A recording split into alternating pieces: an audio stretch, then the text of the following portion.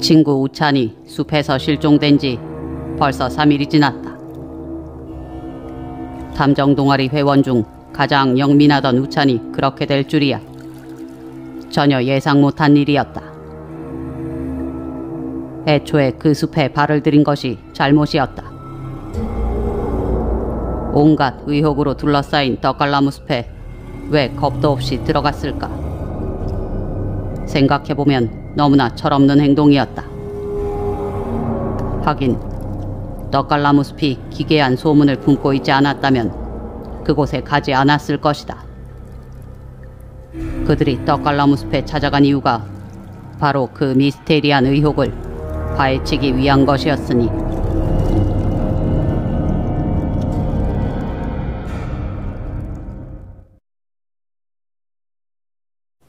여름방학이 끝나갈 무렵 우찬, 동주, 세미가 동아리방에 모였다.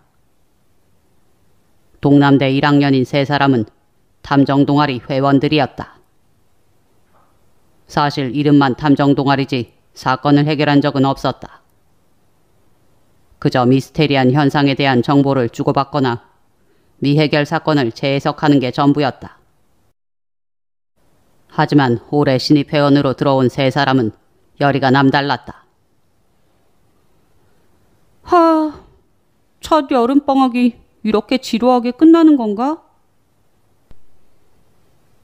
세미가 무료한 표정으로 기지개를 켜자 우찬이 기다렸다는 듯 쓱 고개를 내밀었다.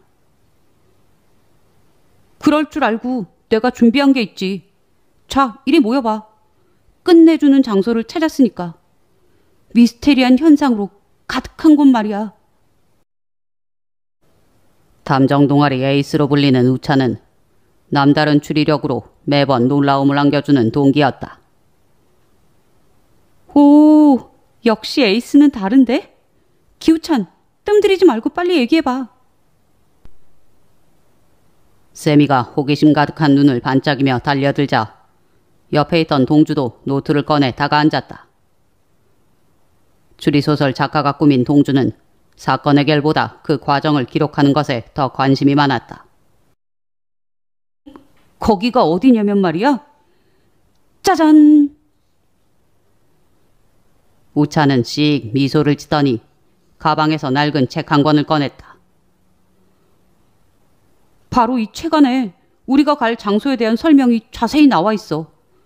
도서관 고서적 코너에서 발견한 책인데 난 벌써 3번이나 읽었으니까 둘이 돌려봐. 동주는 놀란 눈으로 책을 받아들었다. 너덜거리는 표지는 제목만 희미하게 남아있을 뿐 지은이도 출판사도 알 수 없었다. 사람을 삼키는 미스테리한 숲?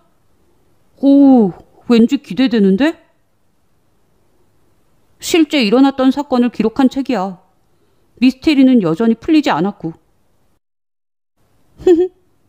마침 근질근질하던 참인데 잘 됐다. 출발은 언제야? 3일 후. 동남시 외곽 숲이니까 하루면 충분할 거야. 어때? 오케이. 그날 밤 동주는 꼴딱 밤을 새서 책을 읽었다.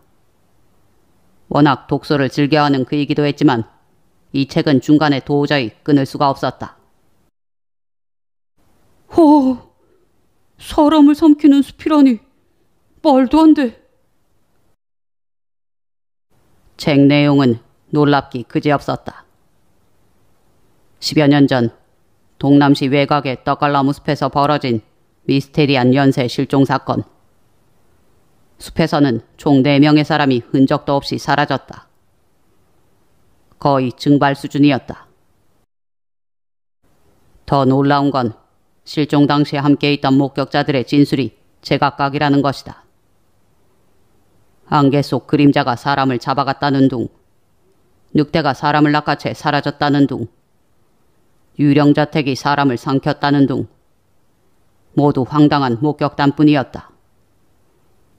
이런 이유로 사건은 별 조사 없이 미궁에 빠졌고 사람을 삼키는 숲이라는 소문이 퍼진 후 아무도 그 숲에 발을 들이지 않았다고 했다. 이런 숲에 정말 들어가도 될까?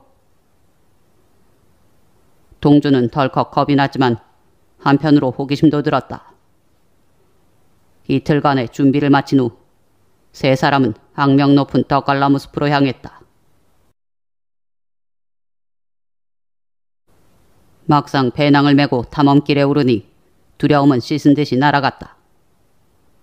세 사람은 마치 소풍 나온 아이처럼 마냥 들뜬 표정으로 아침 일찍 버스를 타고 동남시 외곽에 위치한 용화산 북쪽 끝자락에 도착했다. 거기서 1시간 이상 등산로를 따라 들어가자 드디어 떡갈나무 숲 입구가 나왔다. 여기 표지판에 사유지라고 써있는데? 숲 주변으로 철조망도 쳐있고? 그러네. 철조망이 녹슨 상태로 보면 10여 년 전 실종 사건이 터졌을 때 해놓은 것 같긴 한데.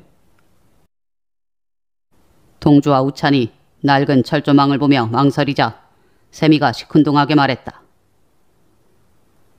입구가 막힌 것도 아닌데 뭘 그렇게 고민해. 일단 들어가 보자. 어차피 철조망도 군데군데 비어있잖아. 세미가 철조망 사이로 성큼 발을 들이자 우찬과 동주도 냉큼 따라 들어갔다. 내가 보기에는 그냥 평범한 숲 같은데? 너희들 너무 호들갑 아니니?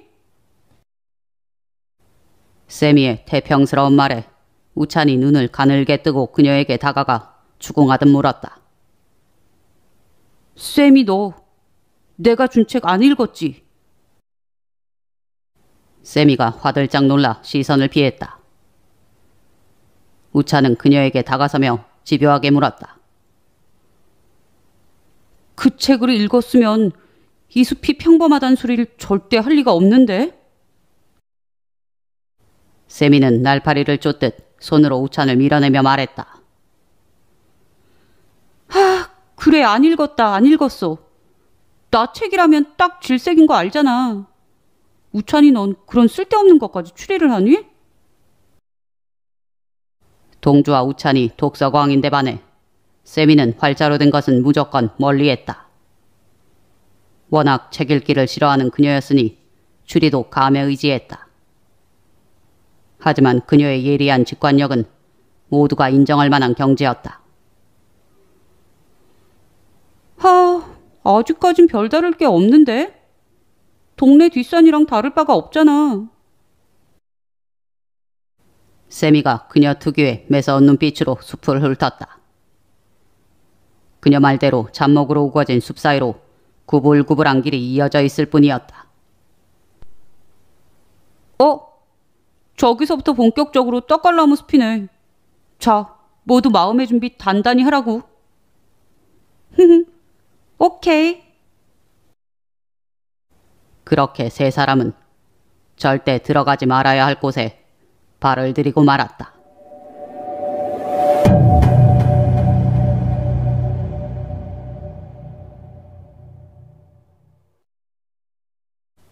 떡갈나무가 빼곡히 들어찬 숲에는 각종 산새가 다양한 소리를 내며 머리 위를 날아다녔고 작은 산짐승인지 벌레인지 모를 것들이 사사삭 소리를 내며 수풀을 흔들었다. 세 사람은 간식으로 챙겨간 초코바를 입에 넣으며 쉼없이 숲길을 걸었다. 1시간가량 키 작은 떡갈나무 숲이 이어진 뒤 드디어 입이 떡 벌어지도록 거대한 크기의 떡갈나무가 모습을 드러내기 시작했다. 와, 이렇게 큰 떡갈나무는 처음이야. 더구나 동남시 외곽에 이런 숲이 있다니 놀라운데? 그러게, 모두 몇백 년은 된 것 같아. 꼭 외국 소설에 나오는 숲 같다. 마녀가 사는 숲 말이야.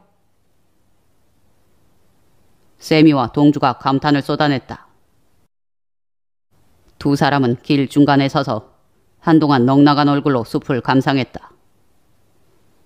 나무가 어찌나 빼곡한지 한여름의 뜨거운 태양도 닿지 않을 정도였다. 그렇게 2시간 남짓 더 들어갔을 때 갑자기 주위가 어두워졌다. 구름이 꼈나? 왜 갑자기 어두워지지? 그러게, 비해보는 없었는데. 그때 투둑투둑 하는 소리가 들려왔다. 굵은 빗방울이 지면에 부딪히는 소리였다. 하지만 머리 위로 빗방울이 떨어지지는 않았다. 세 사람은 혹시나 해서 챙겨온 우비를 꺼내 입고 걸음을 재촉했다. 눅진한 안개가 주변을 감싸고 매캐한 냄새가 진동하기 시작했다. 안개가 시야를 가려 방향을 잡기도 힘들 정도였다. 세 사람이 당황해 허둥지둥하는데 멀리서 플래시 불빛 같은 것이 천천히 다가오는 것이 보였다. 저게 뭐지? 동주가 겁에 질린 목소리로 묻자 우찬이 불빛을 응시하며 답했다. 책에서 유령저택을 목격한 사람이 있다고 했잖아. 아까 숲 입구 표지판에도 사유지라고 적혀 있었고. 그렇다면 혹시 그 저택이 실제로 존재하는 게 아닐까? 사람도 살고 있고. 설마 우리가 숲에 들어온 지 3시간도 넘었으니까 숲을 거의 다 돈 셈인데 저택은 안 보였잖아. 논쟁을 벌이는 사이 그들을 향해 다가오던 불빛이 20여 미터쯤 앞에서 멈춰섰다. 이어 불빛이 있는 방향에서 짐승 울음소리 같은 것이 들려왔다. 마치 먹이를 노리는 야수의 숨소리처럼 거친 소리였다. 세 사람은 긴장한 얼굴로 서로에게 눈짓을 보내며 엉거주춤 뒷걸음질을 쳤다. 그들이 두려움에 떨고 있는 걸 알아챈 걸까? 갑자기 네발 짐승의 발소리 같은 것이 그들을 향해 돌진해왔다. 뛰어! 우찬의 외침과 동시에 세 사람은 반대 방향으로 전력을 다해 달리기 시작했다. 알 수 없는 존재에 대한 공포감이 순식간에 그들을 감쌌다. 짐승의 거친 숨소리와 발소리는 점점 가까워졌다. 미지의 존재가 바로 뒤까지 다가왔다고 느낀 순간 맨 뒤에서 달리던 동주가 갑자기 비명을 지르며 나뒹굴었다. 동주 바로 앞에서 달리고 있던 세미는 다급히 동주에게 달려가 그의 손을 붙잡았다. 그를 일으켜 세워 질질 끌고 가듯 달리는 세미의 귀에 자신의 발소리만 턱턱 진동하듯 들려왔다. 앞만 보고 달리는 그녀에게 다른 아무 소리도 들리지 않았다. 그렇게 얼마나 달렸을까? 숲 입구가 보였다. 아까 지나왔던 철조망 입구였다. 동주야, 조금만 더 가면 돼. 철조망을 지난 세미는 한참을 더 달린 후에야 발을 멈췄다.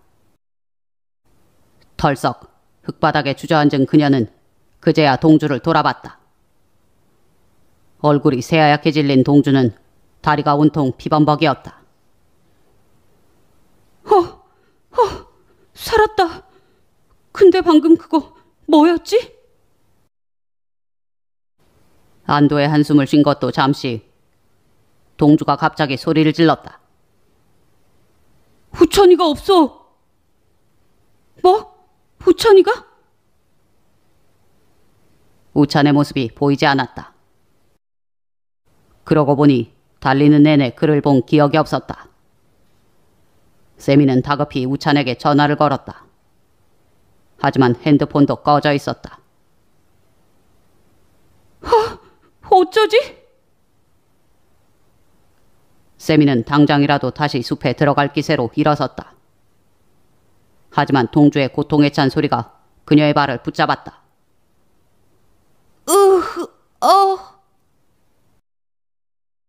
세미는 깊은 고요에 잠긴 숲과 동주의 상처난 다리를 번갈아 바라보다 결국 동주를 부축해 마을로 내려왔다.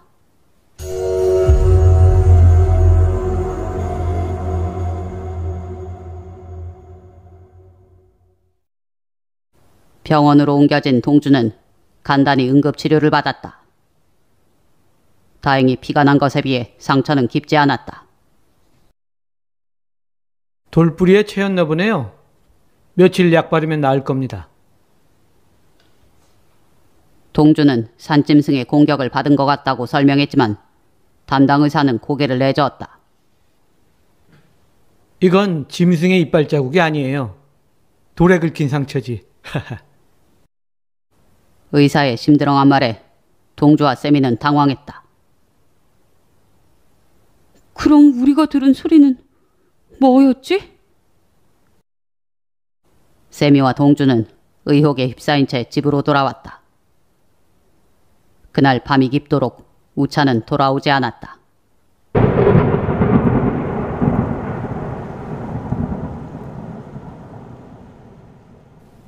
떡갈나무 숲에서 우찬이 실종된 지 3일째 되는 날, 동주의 핸드폰에 메시지가 들어왔다. 쌤이었다. 나 내일 다시 숲에 갈 거야. 너한테는 얘기를 하고 가야 할 것 같아서.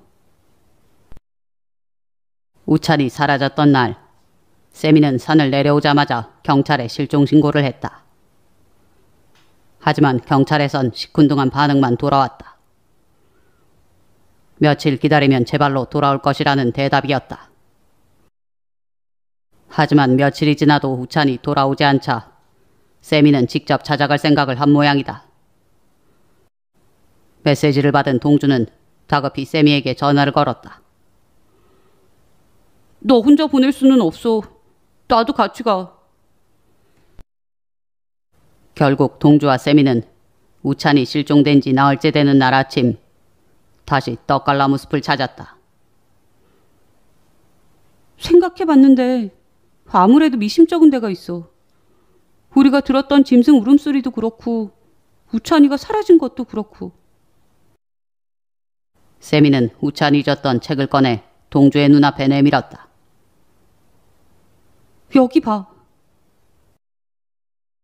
세미가 펼친 페이지에는 10여 년 전 숲에서 실종된 사람들의 이름이 나열돼 있었다. 헌데 실종자 중 한 사람의 이름에 파란색 동그라미가 쳐 있었다. 기호태? 이 사람 이름에만 표시를 해놨네. 근데 이게 왜? 이상한 거 모르겠어? 글쎄, 예전에 이 책을 읽은 누군가가 표시를 해놨겠지. 동주는 좀처럼 감을 잡을 수 없었다. 내가 어제 도서관에 가서 책 대여자 명단을 확인했는데 이 책은 최근 5년간 대여된 적이 없어. 근데 이 파란색 볼펜 자국은 이건 최근에 표시된 거잖아. 색볼펜은 시간이 지나면 색이 옅어지는데. 맞아. 아무래도 우찬이가 해놓은 표시 같아. 그래서 우찬이 어머니한테 슬쩍 여쭤봤는데 기호태 이 사람 우찬이 삼촌이었어. 10년 전 떡갈나무 숲에서 실종된 기우찬의 삼촌 기호태. 우찬인 그걸 알고 일부러 그 숲에 갔던 거야? 근데 왜 우리한테 아무 얘기도 안 했지? 한 가지 더. 그날 숲에서 우린 짐승 소리만 들었지 직접 눈으로 확인한 건 아니잖아. 소리 때문에 겁에 질려있던 상태에서 무작정 도망쳤던 거고. 근데 이상한 건 우찬이가 나보다 앞에서 뛰고 있었는데 내가 널 데리고 뛰기 시작한 뒤로는 우찬이를 본 기억이 없어. 그게 무슨 뜻이지? 내가 바닥에 쓰러진 널 일으키는 사이에 우찬이가 사라졌다는 거지. 그 짧은 시간에 누가 우찬이를 끌고 갔다는 거야? 그건 아직 몰라. 이제부터 그걸 알아내야지. 우찬이가 무슨 생각으로 그 숲에 가자고 했는지, 대체 어디로 사라졌는지. 우리 셋 다 불빛을 목격했으니까 숲에 누군가 있는 건 분명해. 이번엔 단단히 준비하고 왔으니까 저번처럼 어이없이 당하진 않을 거야. 세미는 챙겨온 배낭을 단단히 조여맨 후 떡갈나무 숲에 들어섰다. 동주는 묵묵히 뒤를 따랐다. 다시 찾은 떡갈나무 숲은 평화롭기 그지없었다. 여전히 새가 지저귀고 숲을 사이로 불벌레가 울고 걸음을 옮길 때마다 발밑에서 부드럽게 흙이 베었다. 지난번과 같은 경로로 숲길을 걷던 세미가 문득 걸음을 멈췄다. 동주야, 이번엔 저쪽으로 들어가 보자. 세미가 나무 사이 수풀이 우거진 곳을 가리켰다. 저긴 길이 아닌데? 보기엔 그렇지. 하지만 위성사진으로 확인해보니까 저 너머에 공간이 있었어. 책에서 언급된 유령 저택이 있을지도 몰라. 동주는 놀란 눈으로 세미를 쳐다보았다. 세미가 이토록 진지하고 치밀했던 적이 있었던가. 늘 직감에 의지했던 그녀였는데 전혀 다른 사람을 보는 것 같았다. 하긴 지금 그들이 처한 상황은 재미삼아 하던 추리하고는 차원이 다른 실제 사건이었다. 그것도 가장 친한 친구가 그들의 눈앞에서 사라진 실종 사건.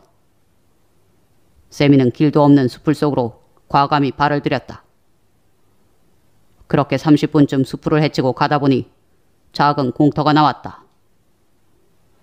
그리고 공터 끝 높게 치솟은 떡갈나무 아래 마치 숨겨놓은 듯 웅크리고 있는 낡은 저택이 보였다. 숲 한가운데 공터와 저택이 있다니. 어떻게 이렇게 깜짝같이 숨겨놨지? 이 숲은 치밀하게 설계된 미로나 마찬가지야. 지난번에 우리는 숲을 가로질러 간다고 생각했잖아. 하지만 실은 숲 바깥쪽을 빙 돌아간 거였어. 구불구불한 숲길은 착시를 일으키도록 교묘하게 만들어진 거고. 대체 누가 이런 숲을 만든 거지? 글쎄, 어떤 목적으로 만들었는지 모르지만 정당한 목적은 아닐 것 같은데? 그때 낡은 저택에서 지팡이를 짚은 노인 하나가 나왔다. 세미와 동주는 다급히 숲을 속으로 몸을 숨겼다. 노인은 휘 마당을 둘러본 후 다시 저택 안으로 들어갔다. 저 저택 안에 우찬이가 갇혀 있는 거 아닐까? 그럴지도 모르지. 세미의 얼굴에 알 수 없는 미소가 떠올랐다. 동주와 세미는 해가 떨어질 때까지 숲을 뒤에 머물렀다가 어둠이 깔린 후 움직이기 시작했다. 공터 주변 숲을 크게 돌아 저택 뒤쪽으로 가자 뒷문이 보였다. 세미와 동주는 살금살금 뒷문으로 향했다. 동주야, 여기! 세미가 여러 개의 뒷문 중 잠기지 않은 문 하나를 발견했다. 허름한 나무 문을 열자 저택 지하로 통하는 듯한 돌계단이 이어져 있었다. 여길 통해 저택 내부로 갈 수 있을 거야. 두 사람은 음산한 기운을 풍기는 돌계단을 조심조심 내려갔다. 습기 찬 바닥은 미끌거렸고 지하실 특유의 곰팡이 냄새가 코를 찔렀다. 10계단쯤 내려가자 평평한 돌바닥이 이어졌다. 앞장서 걷던 세미는 챙겨온 플래시를 켜 지하실을 비추었다. 눈앞에 미로처럼 이어진 좁은 통로가 들어왔다. 어휴, 저택 내부도 온통 미로 투성이네. 그러게, 동주야, 내 뒤에 바짝 붙어서 와. 알았어. 두 사람은 구불구불 이어진 통로를 따라 계속 앞으로 나갔다. 얼마나 들어갔을까?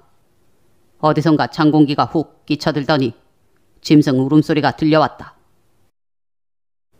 지난번 숲에서 들었던 바로 그 소리였다. 세미와 동주는 긴장감에 휩싸여 걸음을 멈추었다. 주위를 훑어봐도 누군가 다가오는 기척은 없었다. 하지만 울음소리는 점점 그들을 조여왔다. 안 되겠다.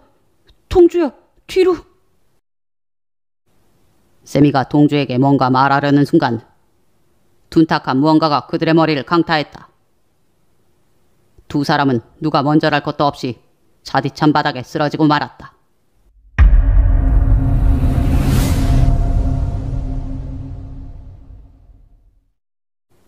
먼저 눈을 뜬 건 쌤이었다.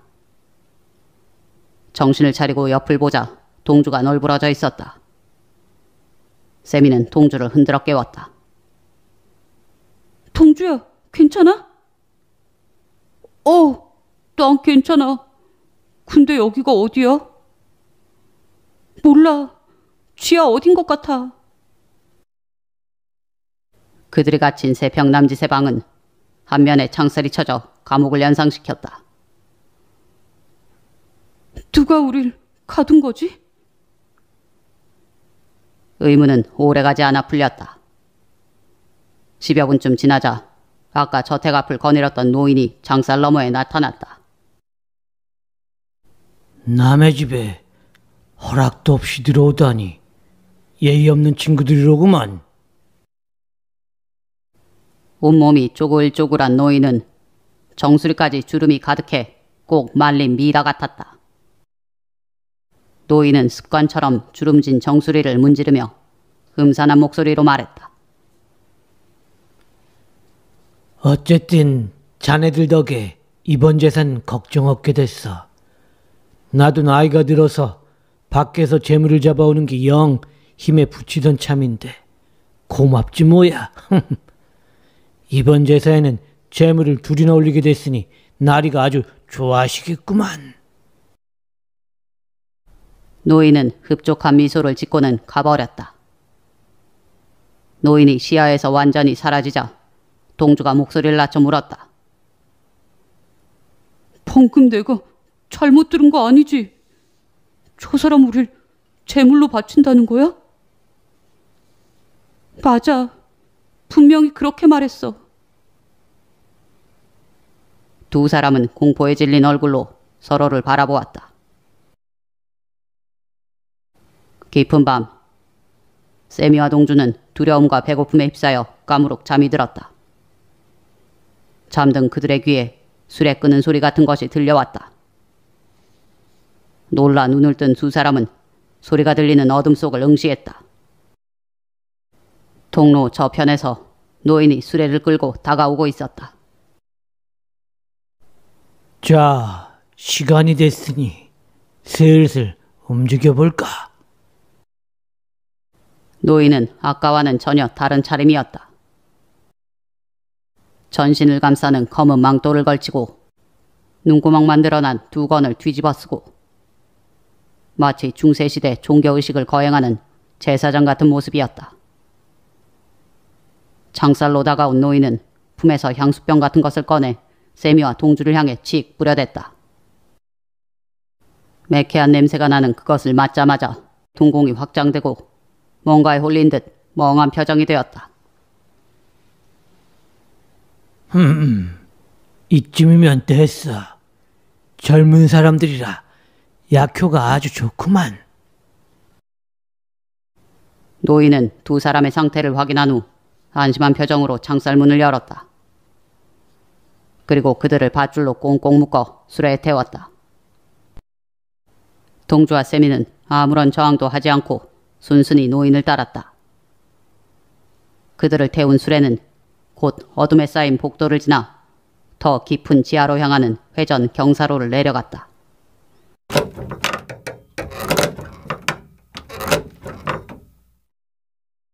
수레가 멈춘 곳은 지하에 마련된 거대 교회당이었다.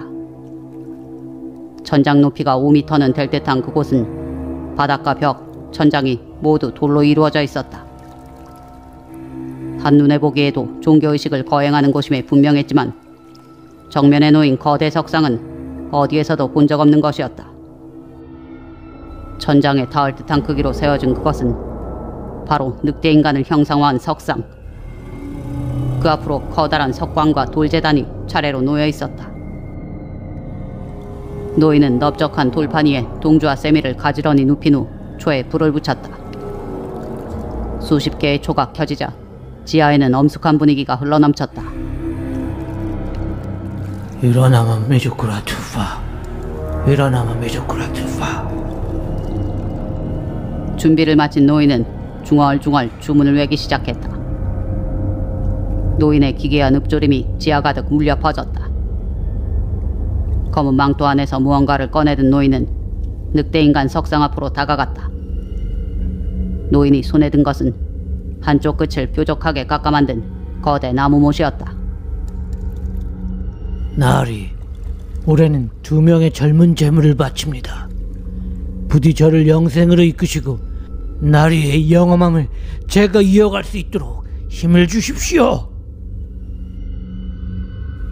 노인은 단상 위에 세워진 늑대인간 석상을 향해 머리를 조아린 후 동주와 세미가 누운 제단으로 걸어갔다.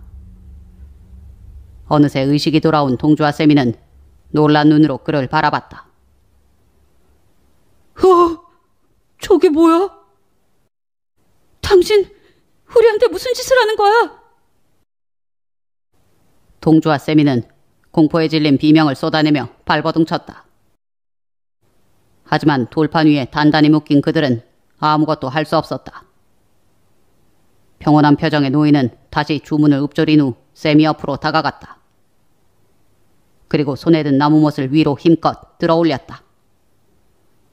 날카롭게 깎인 나무못이 세미의 심장에 꽂히려는 순간 검은 그림자 하나가 재단에 뛰어들었다. 이야! 그림자가 온몸을 날려 밀쳐내자 노인이 저만치 나가 떨어졌다. 검은 그림자는 다급히 재단으로 달려가 동주와 세미의 밧줄을 풀어주었다. 우찬아! 검은 그림자의 정체는 바로 우찬이었다. 우찬은 동주, 세미를 일으켜 지하 교회당을 빠져나갔다. 달려가는 그들 뒤로 늑대 울음소리 같은 것이 들려왔다. 서둘러! 어서! 세 사람은 죽을 힘을 다해 달리기 시작했다. 지하 통로를 내달리는 그들 뒤로 무시무시한 울음소리가 계속 따라붙었다. 비오듯 땀을 흘리며 내달린 그들은 무사히 저택을 빠져나와 숲을 벗어났다.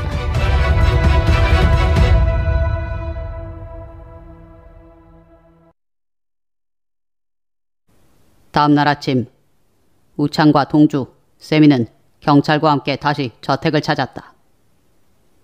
하지만 저택은 이미 텅 비어 있었고 노인도 발견하지 못했다. 저택을 수색한 경찰은 지하 석관 안에서 총 14구의 백골 시신을 발견했고 그중 한 구가 우찬의 삼촌 기호태로 밝혀졌다. 놀라운 것은 일부 백골에서 늑대과 동물에게 물린 자국이 발견되었다는 것이다. 모두 오래된 백골에서였다.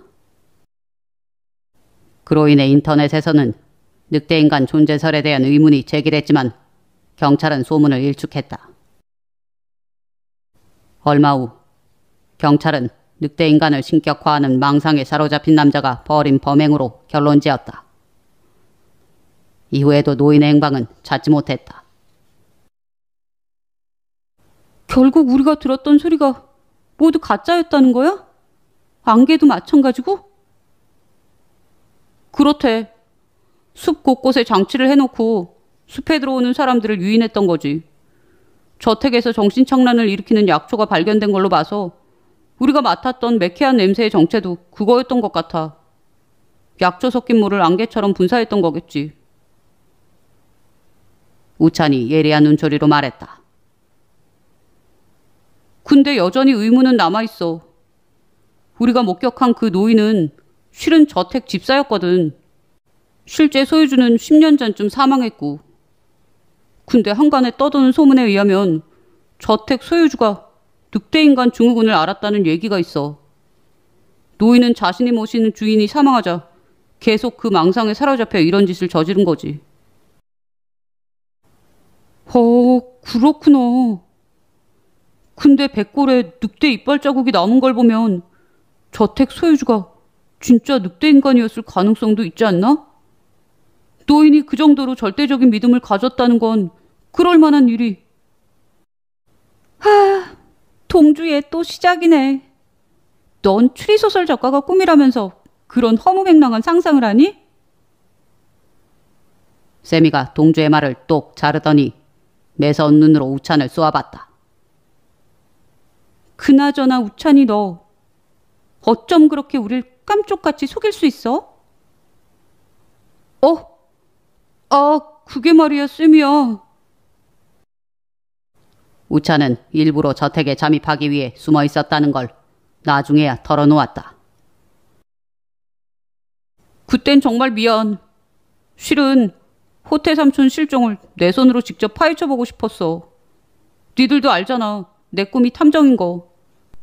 저택을 살피면서 계속 기회를 노리고 있었는데 오히려 너희들이 와서 도움이 됐어. 우찬의 해명에도 동주는 펄쩍 뛰며 분개했다.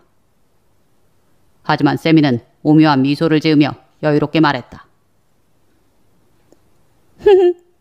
어느 정도 예상은 했어. 창살 감옥에 갇혀있을 때 노인이 그랬잖아. 이번에 바칠 재물이 둘이라고. 그래서 우찬인 안 잡혔구나 생각했지. 세미의 추리에 우찬과 동주 모두 눈이 휘둥그레졌다. 호, 대단해. 이러다가 탐정 동아리 에이스가 바뀌겠는걸? 세미가 새침한 표정을 지으며 말했다. 난 뭐 탐정이 될 생각은 없지만 추리계의 여왕이란 별명은 나쁘지 않네. 이로써 세 사람의 좌충우돌 추리 여행은 장대한 막을 내렸다. 일상으로 돌아온 우찬, 동주, 세미는 다시 바쁜 학교 생활에 젖어들었다.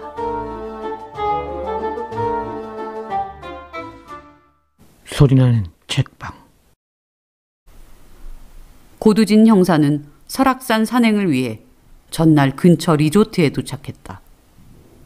동료의 리조트 회원권을 빌린 덕에 이번엔 산장이 아닌 이곳에 묵게 되었다. 산장에 비해 운치는 덜했지만 짐을 풀고 하루 숙식을 해결하기엔 더없이 좋았다. 이제 슬슬 산을 올라볼까? 새벽같이 일어난 두지는 서둘러 주차장으로 향했다. 희뿌연 새벽 어스름에 그의 발걸음이 빨라졌다. 자신의 차로 향하던 두지는 문득 이상한 기분이 들어 걸음을 멈추었다. 건물 뒤편 주차장의 한 구석에 허연 빛깔의 형체가 그의 눈을 사로잡았다. 두지는 직감적으로 불길한 기운을 감지했다. 오랜 형사생활로 익혀온 그의 촉이 그를 그곳으로 잡아 끌고 있었다. 여기 사건이 발생했습니다. 고두진 형사는 곧장 지역 경찰에게 신고를 했다. 현장에 나온 경찰은 마침 두진과 안면이 있는 형사였다. 함께 근무하다 지방경찰서로 좌천된 김형사. 그는 두진을 보며 까딱 눈인사를 했다. 아, 피곤해. 새벽부터 뭔 사건이야.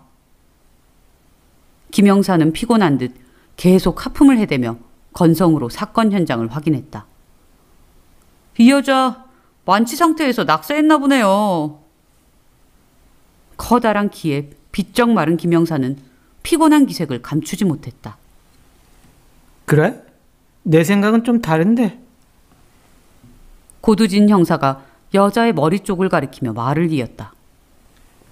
일반적인 실족사나 자살은 저런 후두부가 형성되지 않지.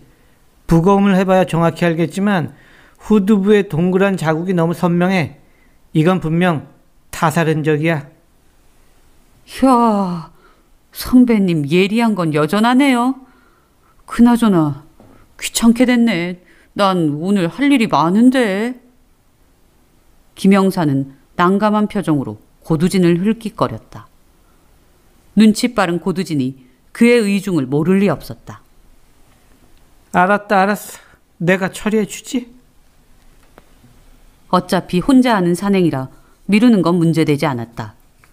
게다가 이번 사건은 고두진의 구미를 당기기에 충분했다. 오, 선배님 감사합니다. 광수대에 계신 선배님이니 믿음도 가고 게다가 휴가 중에도 정의를 실현한 형사. 얼마나 멋집니까? 사건 해결하면 뉴스에는 저랑 같이 나가는 겁니다. 여전하구만, 김형사. 고두진은 김형사와 의미심장한 눈빛을 나누었다. 함께 근무하던 시절 사건 해결을 빌미로 피해자와 부적절한 관계를 맺었던 김형사는 경찰직을 그만둬야 하는 위기에 처했었다. 다행히 고두진 형사가 윗선에 손을 써 사건을 무마시킨 덕에 김 형사는 좌천으로 상황을 마무리할 수 있었다. 나름 두 사람 사이엔 막역한 과거가 존재했던 것이다. 그런데 이번에도 김 형사는 고두진 형사의 덕을 보게 되었다. 그럼 전 바빠서 이만 들어가 보겠습니다. 충성! 김 형사 요즘 카지노에 빠져 있다더니 얼굴 보니 간밤에도 날 샜나 보네. 김 형사가 돌아가고 고두진은 혼자 리조트에 남아 수사를 시작했다. 피해자인 여자가 묵었던 방은 901호. 공교롭게도 고두진이 묵었던 902호의 옆방이었다. 고두진은 그녀와 함께 묵었던 일행들을 탐문하기 위해 901호로 들어섰다. 실례합니다. 모두들 마음이 무거우실 텐데 몇 가지만 확인하겠습니다. 고두진은 그들을 거실에 불러 모았다. 일행은 남자 둘과 여자 하나, 총 3명이었다. 피해자까지 총 4분이서 함께 왔나 보네요. 커플끼리 온 건가요? 그들은 모두 같은 대기업의 직원들이었다. 매끈하게 생긴 젊은이 이준수와 차가운 인상의 여자 석현미가 한 커플. 그들의 상사인 오재환 팀장과 죽은 여자 박소린이 또 다른 커플이었다. 오 팀장과 박소린의 여행에 석현미와 이준수 커플이 초대되어 온 상황이었다. 특이한 점은 오 팀장과 피해자 박소린이 부적절한 관계라는 것이다. 오 팀장은 이미 가정이 있었고 박소린은 미혼이었다. 부적절한 관계를 숨기지도 않고 커플 여행을 왔다니 특이하구만. 고 형사는 날카로운 눈빛으로 오 팀장에게 질문을 시작했다. 같은 방을 쓰셨는데 아무 소리도 못 들으셨나요? 아니요. 새벽 2시까지 다 함께 술을 마시고 곧장 잠자리에 들었습니다. 제가 워낙 잠도 많고 한 번 잠들면 깊이 자는 스타일이라 소린이 사고도 제일 나중에야 알았습니다. 지금까지 확인한 바로는 타살로 추정되는데 이쪽 두 분은 밤새 이상한 점 없었나요? 고 형사가 매섭게 쏘아보자 이준수와 석현미는 서로 눈치를 살폈다. 그러다 이준수가 쭈뼛거리며 말을 꺼냈다. 새벽에 거실 쪽에서 다투는 소리를 듣긴 했는데 리조트에서 서비스로 주는 와인까지 마셨더니 영 몸이 말을 안 들어서 나가보지는 않았습니다. 하지만 분명히 소리는 들었어요. 무슨 소리야? 난 아무 소리도 못 들었는데. 옆에서 듣고 있던 오 팀장이 발끈하며 소리쳤다. 끼어들지 마시고 이준수 씨, 혹시 남녀의 목소리가 뒤섞여 있었나요? 아니요. 여자 소리는 거의 없었고 남자 소리만 들렸어요. 그 목소리의 주인공이 혹시 박소린 씨와 방을 함께한 오 팀장이었나요? 자신의 이름이 거론되자 오 팀장은 화들짝 놀라며 눈을 부릅떴다. 글쎄, 그건 잘 모르겠는데. 이준수가 슬쩍 오 팀장을 쳐다보았다. 그러자 오 팀장도 더는 못 참겠다는 듯 매섭게 이준수를 노려봤다. 이 자식 너지? 네가 죽였잖아? 네가 소린이 스토킹하고 다니고 이상한 영상 찍었던 거 내가 모를 줄 알고? 오 팀장의 말에 이준수의 얼굴이 귀까지 빨개졌다. 옆에 앉아있던 석현미의 얼굴도 동시에 일그러졌다. 무슨 얘기야, 자기? 자기가 소린이 영상을 찍었다고? 이게 사실이야? 석현미는 이준수를 잡아먹을 듯 다그쳤다. 자자, 사적인 감정은 나중에 푸시고 중요한 건 지금 세 분 중에 용의자가 있는지 확인하는 겁니다. 고 형사의 용의자란 단어에 모두들 화들짝 놀랐다. 형사님, 저 자식이 소린이한테 엄청 찝적댔다니까요. 근데 소린이가 저와 사귀니까 앙심을 푸는 겁니다. 버젓이 여자친구도 있는 놈이 말이죠. 실례지만 오재한 씨도 가정이 있는 분 아닙니까? 고 형사가 쏘아붙이자 오 팀장은 입을 다물었다. 그런데도 네 분이서 함께 놀러 왔다는 건 어떤 목적이 있어서 아닙니까? 산행 목적 외에 피해자를 꼭 살해하고 말겠다는 그런... 고 형사가 세 사람을 한 명씩 노려보자 그들 사이에 팽팽한 긴장감이 흘렀다. 잠시 침묵이 흐른 후 고 형사의 눈이 석현미로 향했다. 이전과는 달리 한결 부드러운 눈빛이었다. 일단 석현미 씨는 나가 계셔도 좋습니다. 멀리 가지 마시고요. 제 생각엔 이 두 분 중에 범인이 있을 테니까요. 되도록이면 이준수 저 자식이 깜빵에 들어갔으면 좋겠네요. 석현미는 이준수에게 독서를 쏟아내며 밖으로 나갔다. 자, 두 분은 각자 핸드폰 꺼내시죠. 마지못해 건네는 두 사람의 폰을 고 형사가 한참 들여다보았다. 오재한 씨, 여기 이상한 부분이 있네요. 네? 뭐가요? 아까 분명히 잠이 많다고 하셨는데 핸드폰 기록 보니까 새벽 사용 기록이 꽤 많은데요. 아, 그거는 제가 요즘 와이프랑 사이가 안 좋아서 좀 늦게 자느라. 오 팀장은 뻘뻘 땀을 흘리며 대답했다. 고 형사의 눈이 이번엔 이준수를 향했다. 이준수 씨 폰은 일단 이미 제출 형식으로 압수 조치하겠습니다. 어젯밤에도 몰래 피해자 사진을 찍어놨네요. 남의 사진 찍는 게 취미신가? 이런 나쁜 놈! 오 팀장이 벌떡 일어나며 이준수의 멱살을 잡고 흔들었다. 흥분하지 마시고 두 분도 이제 밖에 나가 계세요. 밖에 경관이 있을 겁니다. 고 형사는 혼자 룸에 남아 속속들이 방을 뒤져댔다. 증거가 어디 있을 텐데. 여유롭게 방을 살피던 고 형사의 눈이 드디어 반짝 빛났다. 범행 흉기로 추정되는 물건을 찾아낸 것이다. 비닐에 쌓인 망치. 그것은 오 팀장과 박소린의 침대 밑에 숨겨져 있었다. 피가 제대로 묻었네. 아휴, 장난 아니구만.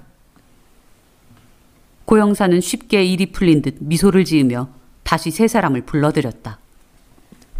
오재한 씨, 침대 밑에서 피 묻은 망치가 나왔습니다. 지문 검사하면 어차피 다 나올 텐데 오재한 씨, 이제 자백하시죠. 아닙니다. 저는 절대 아니에요. 분명히 이준수 저 자식이 저한테 뒤집어 씌우려고 꾸민 계략일 겁니다. 두 분 간에 그럴 만한 또 다른 이유가 있습니까? 그건... 오 팀장은 더 이상 말을 잇지 못했다. 고 형사는 고개를 갸웃하며 심각한 표정으로 말했다. 오재한 씨 욕실에서도 미세한 핏자국이 나왔습니다. 이건 어떻게 설명하겠습니까? 아니에요. 저는 억울합니다. 다 저 자식이... 좋아요. 어차피 지문 확인하면 다 끝날 문제니까요. 이로써 고 형사의 수사는 끝이 났고 세 사람은 관할 경찰서로 연행되었다. 그리고 얼마 후 경찰에선 사건의 범인으로 오 팀장을 지목했다. 박소린으로부터 이혼 압박을 받아오던 오 팀장이 살해 여행을 계획했다는 것이다. 헌데 박소린이 친한 입사 동기였던 석현미와 이준수 커플을 불러들이면서 상황이 복잡해졌다. 망설이던 오 팀장은 본래 계획대로 범행을 저지르고는 이준수에게 뒤집어 씌울 심산이었다는 것이다. 물론 오 팀장은 이 모든 정황을 부정했다. 줄곧 결백을 주장하며 몸부림쳤지만 명백한 증거 앞에선 어쩔 수 없었다. 침대 밑에서 발견된 망치에는 그의 지문이 선명히 찍혀 있었고 욕실의 핏자국도 그의 것이었다. 결국 오 팀장은 살인죄로 교도소에 수감되었다. 사건이 모두 마무리되었을 즈음 다시 설악산을 찾은 고두진 형사는 리조트 룸에서 김영사와 마주 앉았다. 자네 덕분에 잘 해결됐어. 김영사도 한 자리 승진했다며. 헤헤, 그깟 승진이야 뭐. 그걸로 입 싹 닫으시는 건 아니시죠, 선배님? 비열한 웃음을 짓는 김영사 앞으로 고두진이 커다란 쇼핑백을 내밀었다. 쇼핑백 안 상자를 연 김영사는 만족스러운 미소를 지었다. 상자 안에는 5만 원권 지폐가 빼곡히 차 있었다. 근데요, 선배님. 제가 진짜 궁금한 게 있는데 말입니다. 김영사는 한껏 소리를 낮춰 고영사에게 속삭였다.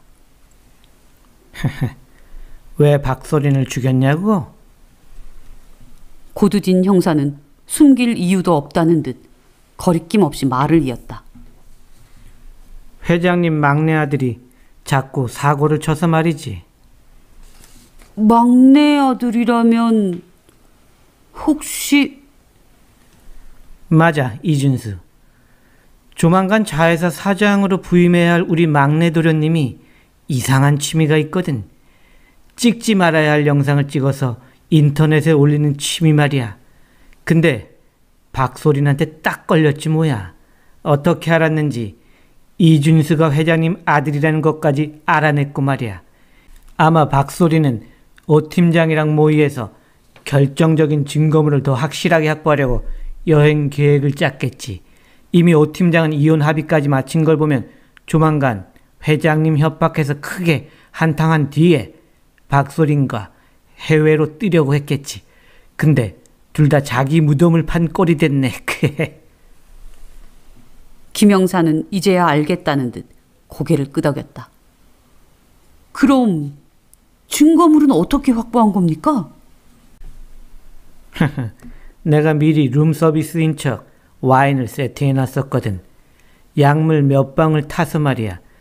그러니 그날 밤 내가 옆방에서 넘어가 박소린 처리하고 그 난리를 치는데도 아무도 못 일어났지. 지문은 그때 골아떨어진 오 팀장한테서 확보했고 욕실 핏자국은 다음날 조사할 때 슬쩍. 이 일 처리하는 대가로 김영사 너하고 나는 앞으로 잘 나갈 거야. 회장님이 약속하셨거든. 김영사는 감탄스러운 얼굴로 고두진을 바라봤다. 사악한 미소를 지으며 창밖을 바라보는 고두진의 시야 멀리 시뻘건 노을이 넘실대고 있다.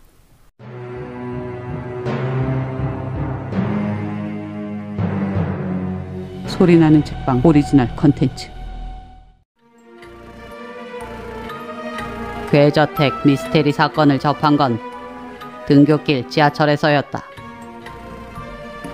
지하철 빈자리에 앉던 세미의 눈에 선반 위에 놓인 주간 잡지가 들어왔다. 잡지 표지에는 미스테리 괴저택의 비밀이라는 문구와 함께 기괴한 모습의 저택 사진이 실려 있었다.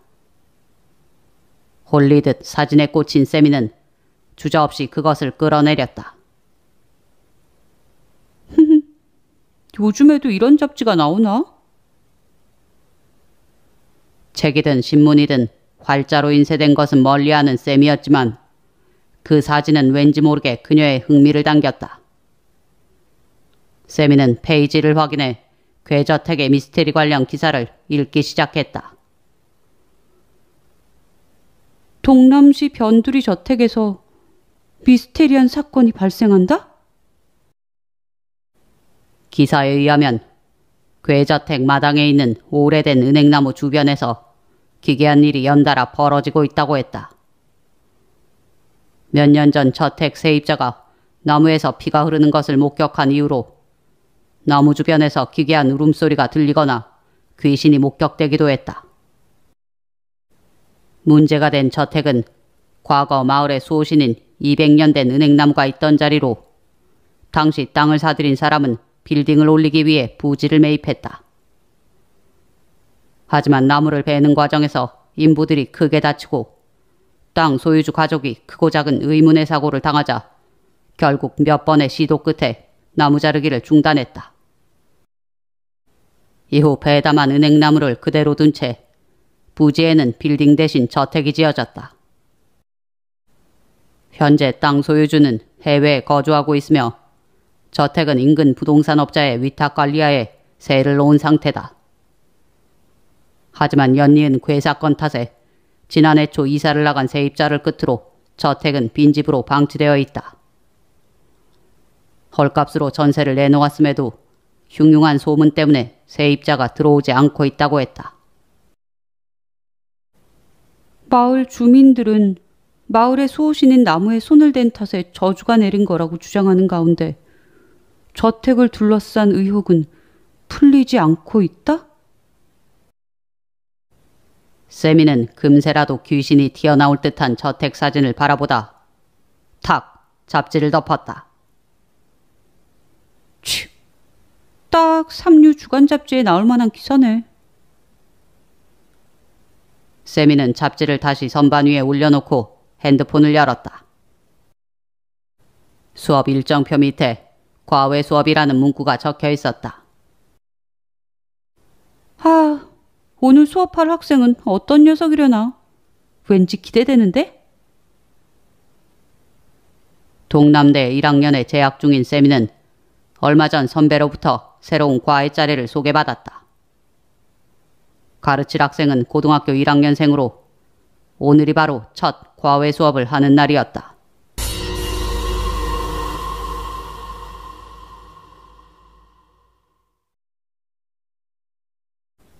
학교 강의가 끝나자 세미는 서둘러 과외 학생의 집인 동남시 변두리로 향했다. 마을에는 8, 90년대쯤 지어진 것으로 보이는 서양식 주택들이 질비하게 늘어서 있었다. 요즘엔 보기 드문 동네네. 딱 봐도 옛날 부잣집들이구만. 세미는 마치 시간여행을 온 듯한 기분을 느끼며 과외 학생의 집에 도착했다. 안녕하세요. 민수 학생 수업을 맡게 된 쌤이라고 합니다. 문을 열어준 건 학생의 할머니였다. 아이고, 우리 민수 선생님이시라고. 어서 와요. 할머니는 세미를 소파에 앉히고는 손수 만든 생강차를 내왔다. 참 야물딱지게 생긴 선생님이구만. 그래, 나이가 몇인고? 20.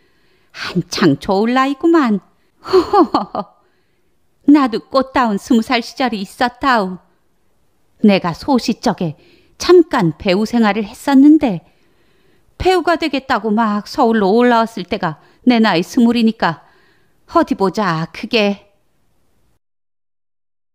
할머니는 속사포처럼 수다를 늘어놓으며 손가락으로 수를 헤아렸다. 그때 2층 계단에서 과외받을 학생인 민수가 내려왔다. 새로 오신 선생님? 안녕하세요. 제 방은 2층이에요. 세미는 적절한 타이밍에 내려온 학생 덕분에 할머니의 수다에서 겨우 벗어났다. 2층 자신의 방으로 세미를 안내한 민수는 큰 테이블에 자리를 잡고 앉았다. 테이블 옆에는 저택 앞마당이 훤히 들여다보이는 커다란 창이나 있었다. 창 너머로 민수네 집 마당은 물론 옆집 마당까지 훤히 들여다보였다. 근데 저 집은? 무심코 창밖으로 고개를 돌린 세미는 흠칫 놀랐다. 을씨년스러운 분위기의 정원과 마당 끝에 기괴하게 뒤틀려 서 있는 은행나무, 그리고 음흉한 모습으로 자리 잡은 불 꺼진 저택. 순간 세미의 머리에 지하철에서 본 사진이 떠올랐다. 저 집은 아까 잡지에서 봤던 그 괴저택? 세미는 섬뜩하도록 음산한 풍경을 자아내는 괴저택에서 눈을 떼지 못했다. 선생님, 수업 안 해요? 응? 수업 해야지. 세미는 그제야 창에서 시선을 돌리고 수업을 시작했다. 과외가 끝난 후 세미는 교재를 챙겨 나오며 민수에게 물었다. 근데 민수야, 저 옆집 말인데. 귀신 나오는 저택이요? 어머, 너도 아는구나. 근데 소문처럼 진짜 귀신이 나오니? 민수는 별 관심 없다는 듯 심드렁한 얼굴로 말했다. 그 집 사람들이 봤다니까 사실이겠죠. 벌써 몇 집이나 귀신 때문에 이사를 갔는걸요. 그래? 혹시 너도 직접 본 적 있어? 세미의 질문에 민수는 당황한 얼굴로 답했다. 아니요. 전 잘 몰라요. 어머, 바로 옆집인데 한 번도 귀신을 못 봤단 말이야? 그건 그냥 소문이... 민수는 난처한 표정을 지었다. 세미는 귀엽다는 듯 민수를 쳐다보곤 방을 나섰다. 이후에도 과외 수업은 순조롭게 진행되었다. 수업을 갈 때마다 세미는 가끔 옆집을 흘낏거렸지만 별다른 기미가 없자 곧 흥미를 잃었다. 그렇게 한 달쯤 수업이 진행됐을 때 변화가 생겼다. 빈집으로 방치되었던 괴저택에 환히 불이 켜진 것이다. 어? 옆집에 누가 이사 왔니? 네, 지난 주말에요. 어머, 귀신 나온다는 소문을 알고도 이사를 온 거야? 설마요. 모르니까 들어왔겠죠. 집주인이 워낙 싸게 집을 내놓았으니까요. 아, 또 귀찮게 생겼네. 민수가 혼잣말처럼 마지막 말을 중얼거렸다. 귀찮다니? 뭐가? 네? 아무것도 아니에요. 세미는 더 캐묻고 싶었지만 수업을 해야 했기에 그만두었다. 그날 수업을 끝내고 1층으로 내려오는데 거실 소파에서 소란스러운 소리가 들려왔다. 생각보다 질긴 녀석이네. 그럼 이제 어떡하지? 더 확실한 방법을 써야지. 녀석을 물리칠 확실한 수단을. 나직하게 이야기를 나누던 사람들은 민수 할머니를 포함한 5명의 노인들이었다. 심각한 표정으로 대화를 주고받던 그들은 계단을 내려오는 세미를 보고 깜짝 놀라 입을 다물었다.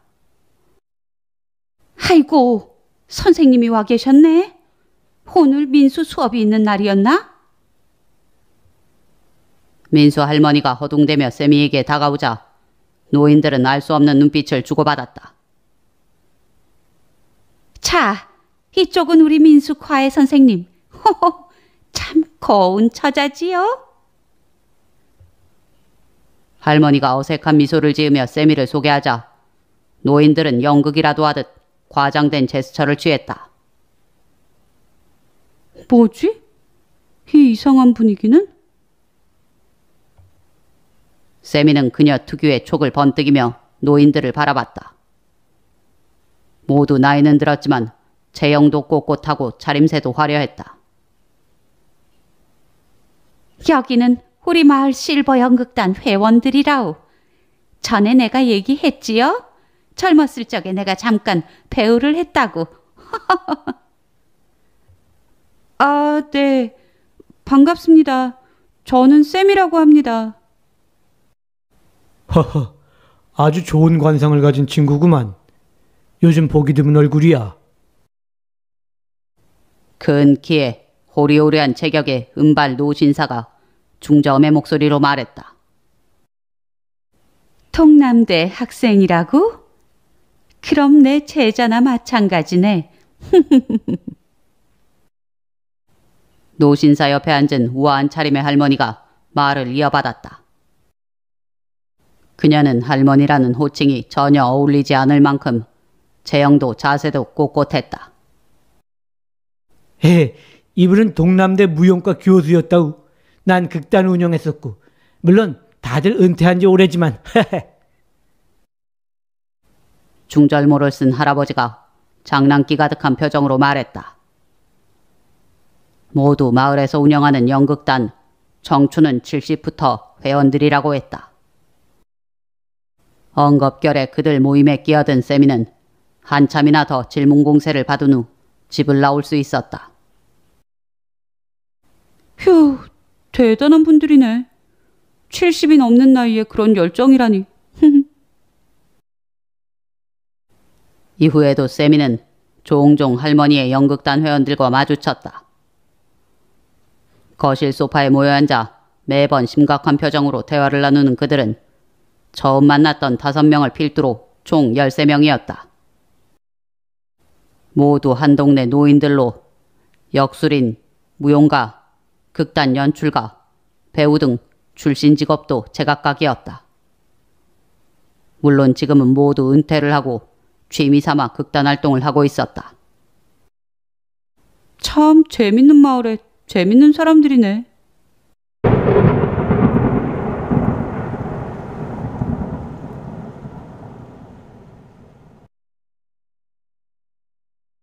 그로부터 보름쯤 지났을 때 드디어 마을에 사건이 터졌다. 정확히 말하면 민수의 옆집, 바로 괴저택에서 일이 벌어졌다.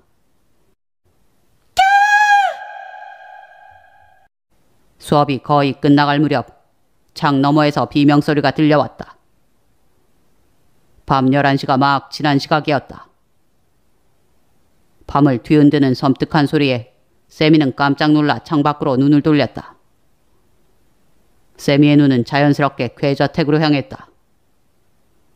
역시나 괴저택 현관 앞에 비명을 지른 장본인으로 보이는 젊은 여자가 있었다. 여자는 오들오들 떨며 바닥에 주저앉아 있었다. 저기 나무 뒤에 귀신이. 집안에서 여자의 남편인 듯한 젊은 남자가 뛰쳐나오자 여자는 말도 제대로 못하고 마당 한쪽에 있는 은행나무를 손으로 가리켰다. 남자는 여자의 손끝을 따라 은행나무로 다가가더니 주변을 살폈다. 하지만 그곳에는 아무것도 없었다. 한참이나 나무 주위를 돌던 남자는 여자를 부축해 집 안으로 들어갔다. 뭐야? 진짜 귀신이 있는 거야? 세미는 어둠에 휩싸인 마당을 뚫어지게 바라봤다. 하지만 괴저택 마당은 이미 깊은 정적에 잠긴 뒤였다. 직접 귀신을 목격하고 싶었던 세미는 아쉬움에 한숨을 내쉬며 민수의 집을 나섰다. 그 뒤로 한 달간 사건 없이 시간이 흘렀다. 적어도 세미가 수업을 하는 동안에는 아무 일도 벌어지지 않았다. 그렇게 가을이 깊어가고 스산한 바람과 함께 추적추적 비가 내리던 어느 날, 세미는 수업을 하기 위해 민수의 집으로 향했다.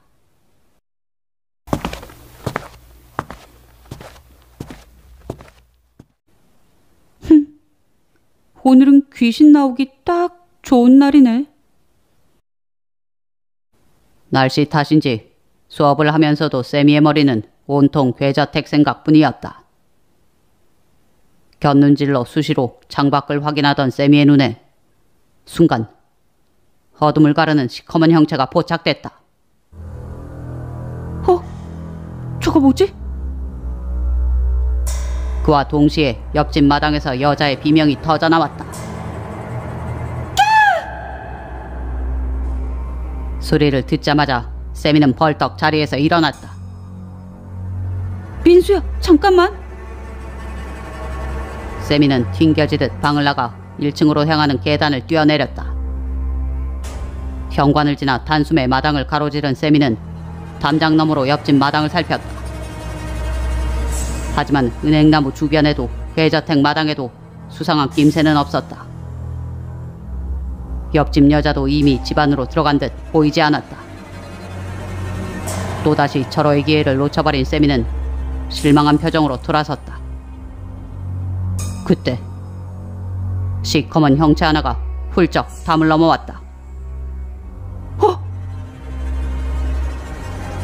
괴저택 마당에서 민수네 마당으로 넘어온 검은 형체는 정원을 가로질러 가려다 문득 멈춰섰다. 그리고는 담장 밑에 선 세미를 향해 획 방향을 틀었다. 검은 형체의 눈에서 형형한 빛이 번뜩였다. 저게 바로 귀신? 세미가 숨죽이고 그것을 바라보는데 검은 형체가 꺽꺽 기괴한 움직임으로 그녀에게 다가왔다. 도저히 사람의 움직임이라고는 생각할 수 없는 괴기스러운 모습이었다. 세미는 두려움에 도망을 치려 했다. 하지만 땅바닥에 발이 붙은 듯 꼼짝도 할 수 없었다.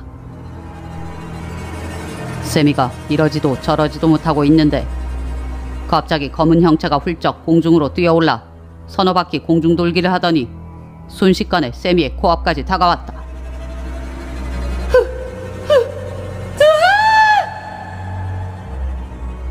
세미는 혼비백산이 되어 고래고래 비명을 지르며 집 안으로 뛰쳐들어갔다.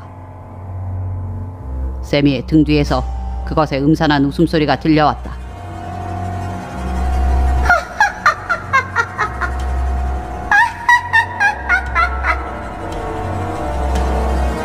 그 소리는 세미의 등에 철썩 달라붙은 듯 계속 그녀를 따라왔다.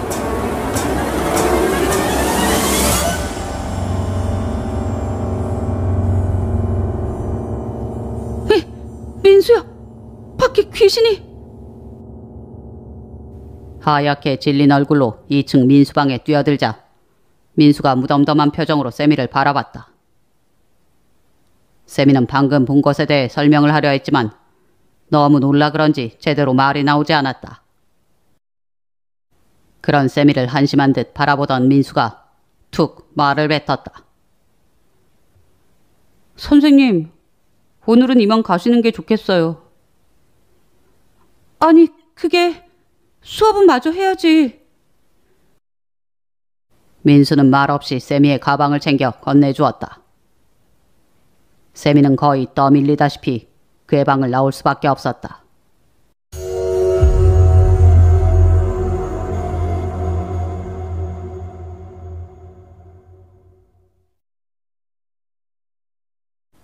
며칠 후 과외 시간, 세미는 민수의 방에 들어서자마자 물었다.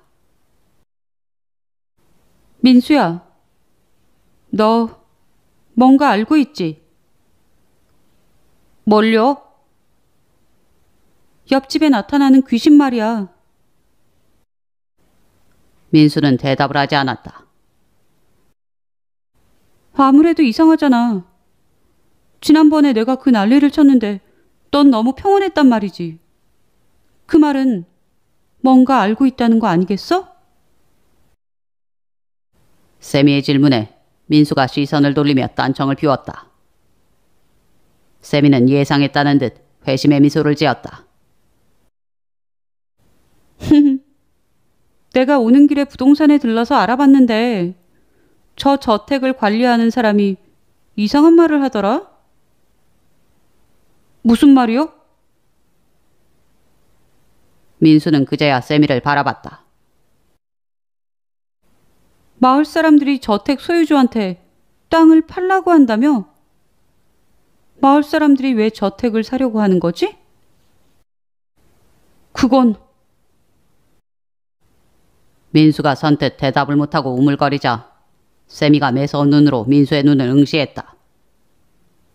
민수는 흠칫 놀라 물러섰다. 솔직히 얘기하지 않으면 경찰에 알릴 수밖에 없어. 뭐 딱히 피해자가 있는 건 아니지만 그래도 경찰이 들락거리면 곤란해지지 않겠어? 민수의 눈빛이 심하게 떨리더니 푹 고개를 떨구었다. 실은 그게 모두 저 나무 때문이에요. 나무? 나무가 왜? 저희 할머니랑 친구분들은 그 집 마당에 있는 나무가 마을의 수호신이라고 믿고 계시거든요. 그래서 저 땅을 사들여서 마을의 공동공간을 만들려는 거예요. 그래야 더 이상 나무가 훼손되지 않을 테니까요. 사비까지 들여서 마을 공동공간을 만든다고? 그것도 고작 나무 한 그루 때문에? 왜? 하지만 민수는 입을 꾹 다문 채 좀처럼 말을 안 했다. 세미는 납득이 되지 않았다. 왜 그렇게까지 해야 하는 거지? 그래서 해외에 산다는 땅 주인이 집을 팔게 하려고 일부러 귀신 소동을 벌인 거야? 네. 세미는 나직이 한숨을 내뱉으며 말했다. 민수야, 이건 생각보다 심각한 문제야. 단순한 소동으로 끝나지 않을 수도 있다고. 세미의 말에 민수는 잠시 고민을 하더니 어렵게 입을 열었다. 민수가 털어놓은 이야기는 놀라웠다. 땅 소유주가 나무를 자르려고 했던 날, 민수의 부모님이 갑작스러운 교통사고로 돌아가셨다. 이후 민수는 할머니의 손에 키워졌다고 했다.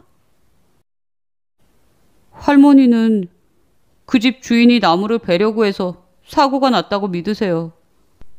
마을 분들 중 안 좋은 일을 겪은 분들도 모두 마찬가지고요. 게다가 최근에 땅 주인이 다시 빌딩을 지으려고 한다는 소문이 돌았어요. 그럼 다시 나무를 베려고 할 테니까. 민수는 잠시 말을 멈췄다가 이어서 했다. 할머니는 그 나무를 베면 이번엔 저한테 안 좋은 일이 생길 거라고 생각하세요. 거기까지 들은 세미는 더 이상 아무 말도 할 수 없었다.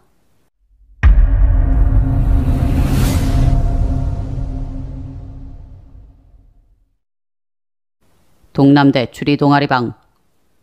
세미가 동아리 친구들인 우창과 동주에게 그간의 일을 털어놓았다. 그래서 그 괴저택은 어떻게 됐어? 동주의 물음에 세미가 깊은 한숨을 내쉬었다. 할머니나 민수나 안 됐긴 한데 계속 귀신 소동을 벌이게 놔둘 순 없잖아. 그러다 누군가 다치기라도 하면 큰일이니까. 그래서 할머니 연극 모임에 찾아갔어. 아마 연극단에서 쓰는 소품하고 음향기기 같은 걸 사용해서 귀신 소동을 벌였던 모양이더라고. 무용을 전공하신 할머니는 재주까지 넘으시고. 그래서 할머니가 순순히 그만두겠다고 하셔? 그 정도 절대적인 믿음이면 쉽사리 포기하지 않을 텐데. 우찬이 우려 섞인 의견을 내놓았다. 세미는 잠시 뜸을 들이다 풋 하고 웃음을 터뜨렸다.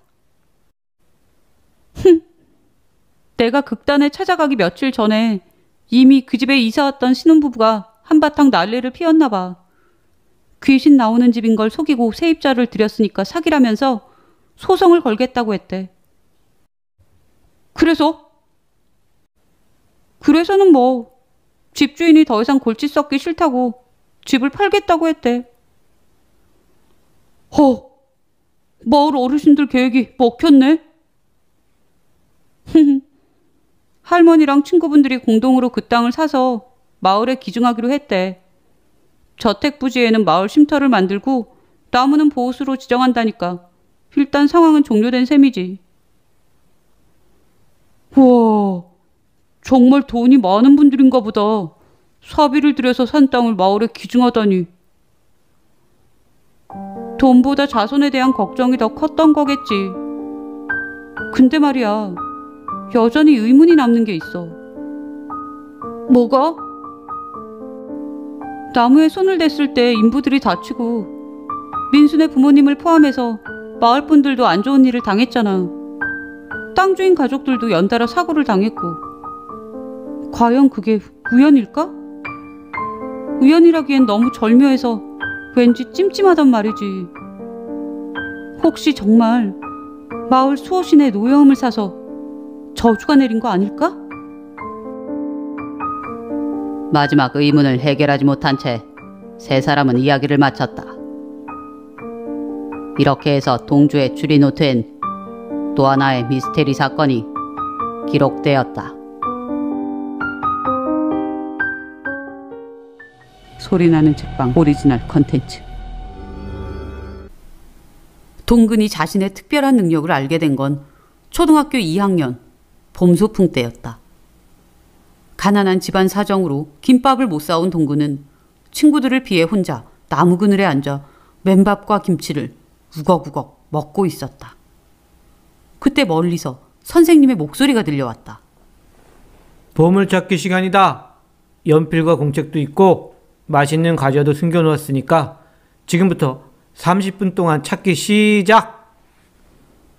동구는 과자란 말에 정신이 번쩍 들었고 재빨리 주변 수풀을 들쑤시고 다녔다. 아, 저기 있다. 여기도. 한껏 정신을 집중하고 주위를 둘러봤더니 나무 뒤의 과자도 돌 밑의 과자도 모두 훤히 들여다보였다. 우와, 동근이가 굉장히 운이 좋구나. 과자는 동근이가 다 찾아냈네?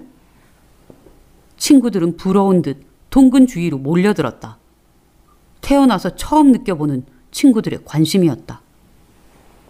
친구들은 나무 뒤나 돌밑이 안 보이나? 동근은 그제야 자신이 남들에게 없는 특별한 능력을 가졌다는 걸 깨달았다.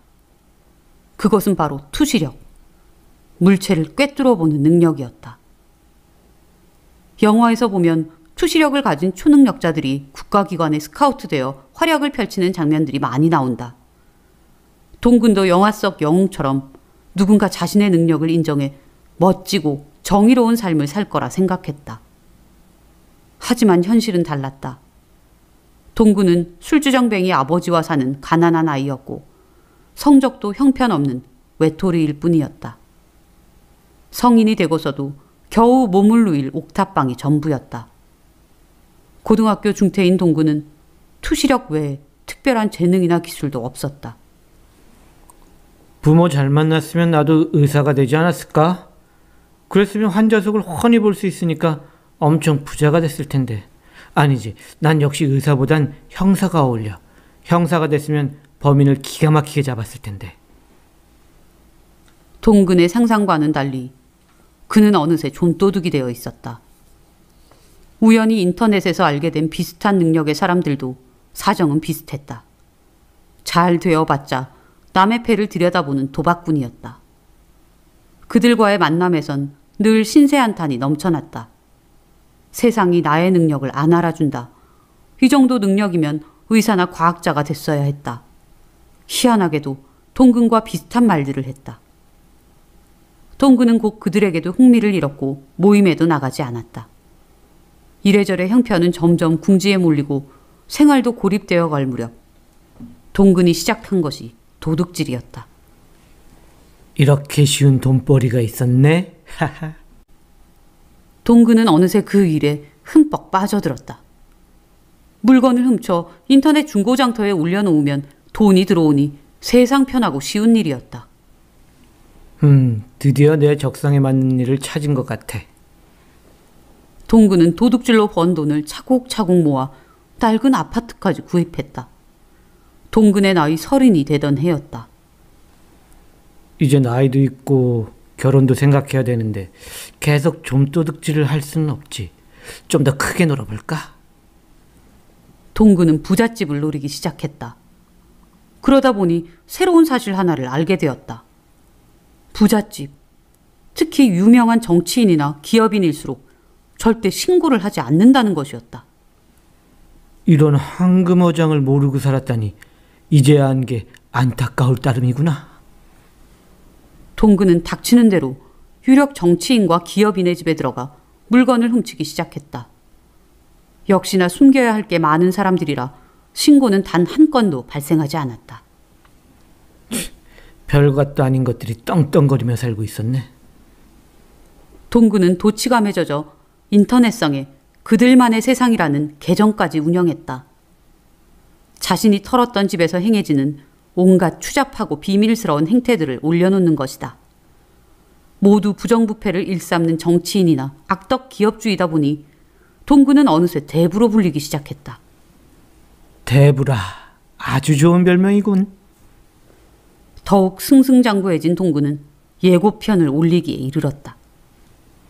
이번에는 우리나라 최고 악덕 기업인의 비밀을 폭로하겠음. 동근은 악덕 기업인으로 소문난 사람들의 명단을 뽑아 그들의 저택을 살피고 다녔다. 다들 내가 무서워 떨고 있나? 집을 비우는 놈이 하나도 없네. 멀리서 봐도 집안 내부의 모습이 모두 들여다보이는 동근이었기에 저택 탐색은 쉬운 일이었다. 그러니 굳이 사람이 머무는 집에 들어갈 이유가 없었다. 그러던 중 거대 건설회사 회장 송추관이 한 달간 비즈니스 여행을 떠난다는 기사가 떴다. 오, 송추관이라. 쓰레기 자재로 아파트 짓고 피해 보상도 나 몰라라 하던 그놈이구만. 동근은 송추관의 집을 털기로 결심하고는 그의 저택 근처에서 동정을 살폈다. CCTV의 위치, 집 앞 경비초소의 움직임, 그리고 집 안으로 들어가는 동선과 금고 위치까지 면밀하게 확인한 끝에 동근은 디데이를 정했다. 새벽 2시. 이 시간은 경비들이 야식 먹고 조는 시간이니까 집 뒤 야산을 타고 들어가면 되겠어. 모든 것을 준비한 동근은 밤이 되자 야산으로 잠입했다. 그리고는 송추관의 집 내부를 투시하기 시작했다. 비즈니스 여행에 가족도 함께 간다는 소문이 있던데 이번에도 모두 데려갔나 보군.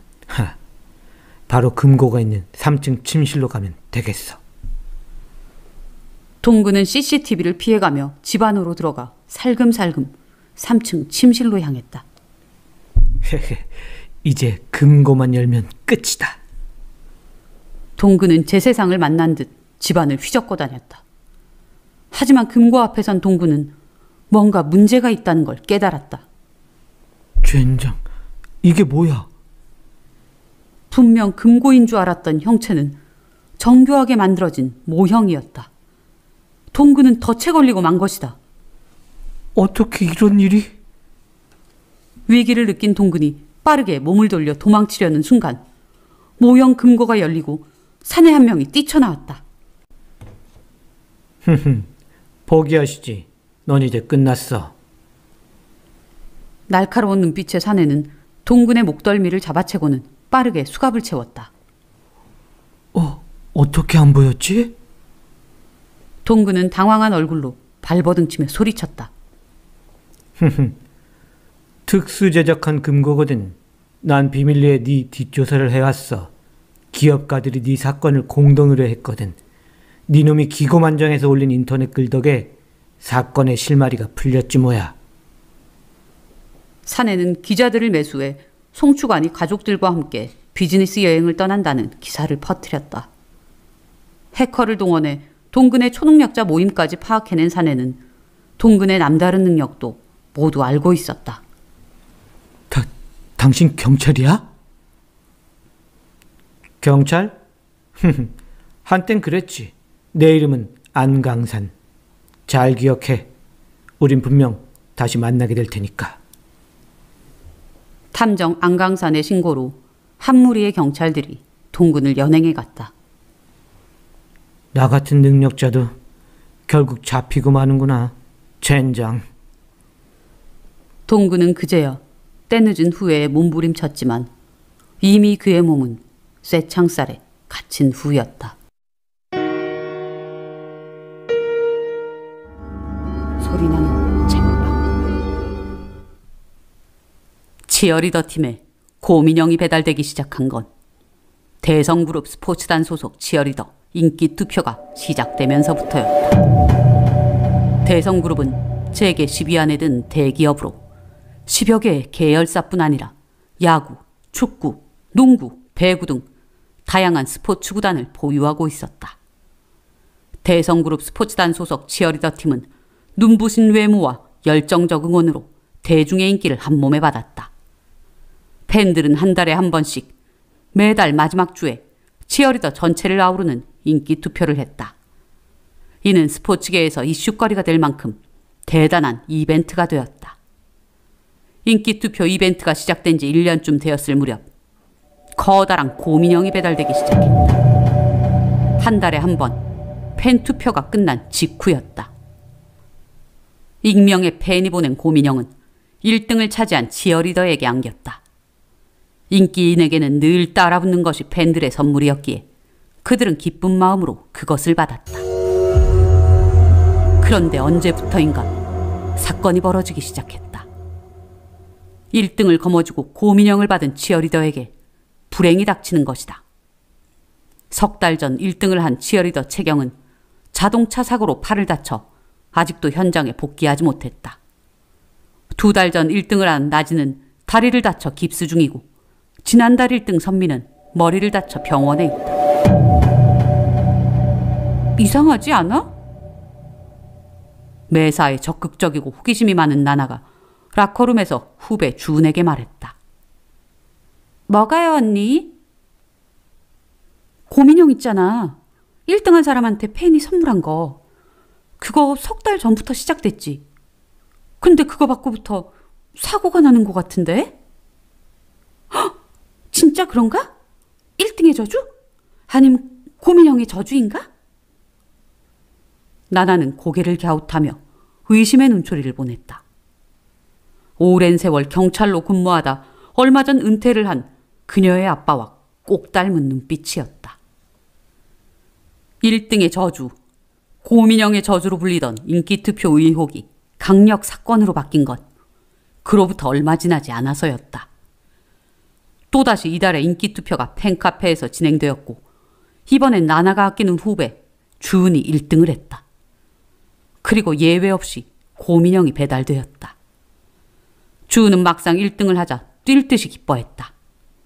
들어온 지 얼마 안 된 신입 치어리더가 1등을 거머쥐는 이변을 일으켰으니 엄청난 일이었다. 1등의 저주니 고민형의 저주니 하는 것들은 다 사람들이 지어낸 말에 불과한 것 같아요. 주은은 한껏 1위의 자리를 즐겼다. 나나도 주은을 격려하며 거하게 축하 자리를 마련했다. 하지만 그날 이후 나나는 다시 주은을 볼 수 없었다. 다음 날 주은은 자택에서 숨진 채 발견되었다.